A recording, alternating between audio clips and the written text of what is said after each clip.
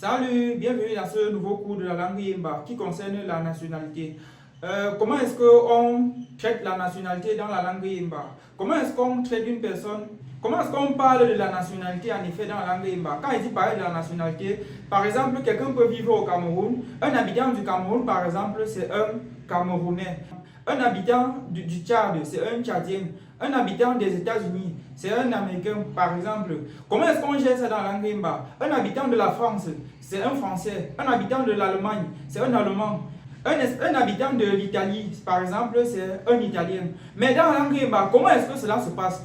Est-ce qu'on dit italien? Comment est-ce qu'on dit par exemple italien dans la langue Yimba? Comment est-ce qu'on dit camerounais dans la langue Yimba? Comment est-ce qu'on dit américain dans la langue Yimba? Aujourd'hui, c'est dans le cours d'aujourd'hui, je vais vous expliquer ce principe qu'on utilise pour les nationalités en Yimba. Ce que vous devez déjà savoir, c'est que quel que soit le pays où vous résidez, on utilise toujours le mot Nying devant le nom du pays. Lorsqu'on veut exprimer ce que vous devez savoir, c'est que dans la langue Yimba, lorsqu'on veut exprimer la nationalité, on utilise toujours le mot Nying devant le nom du pays en question.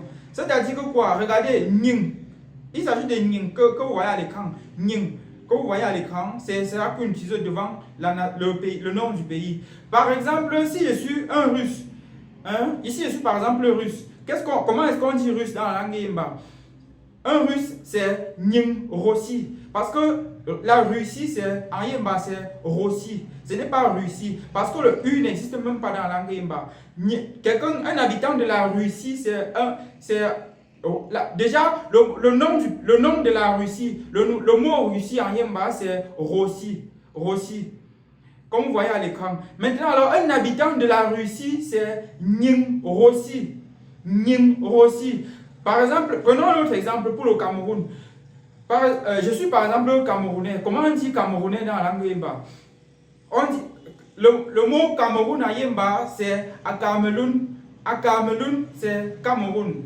Et maintenant, alors, comment est-ce qu'on dit camerounais en Yimba? En Yimba, camerounais, c'est Nying Akameloun. Nying Akameloun. Par exemple, pour mon cas, je peux dire Nying Akameloun.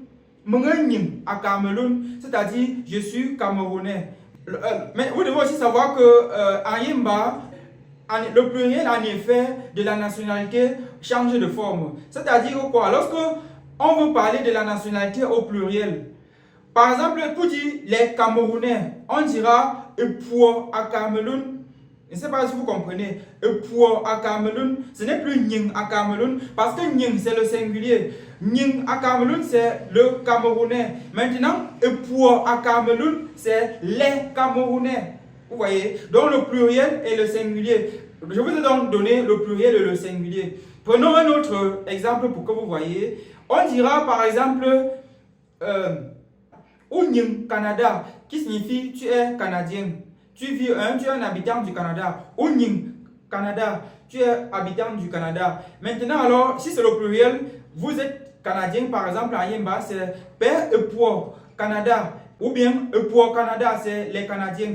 Regardez quel que soit l'écran. Epuo Canada, c'est les Canadiens.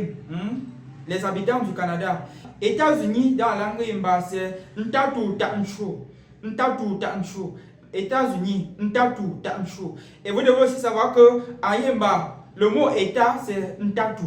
Ntatu, c'est État. Maintenant, Tanchu, ça signifie uni. Ça signifie deux choses. Le mot Tanchu signifie deux choses. Ça signifie une bouche. Ça signifie aussi uni.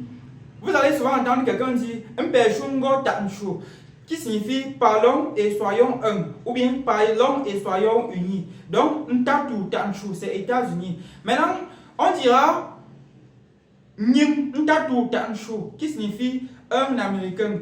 Nying Tatu Tanchu, qui signifie je suis américain.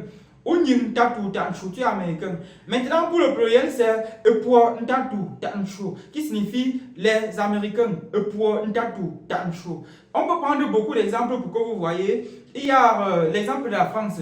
Nying France, je suis français. Epuo France, nous sommes des Français. Epuo France, c'est les Français. Nying German, c'est l'allemand. Nying Belgique. Nying Belgique, ça signifie le belge. Nying Belgique, le belge. Et maintenant aussi, on peut aussi dire pour Belgique qui signifie les Belges, les habitants de la Belgique.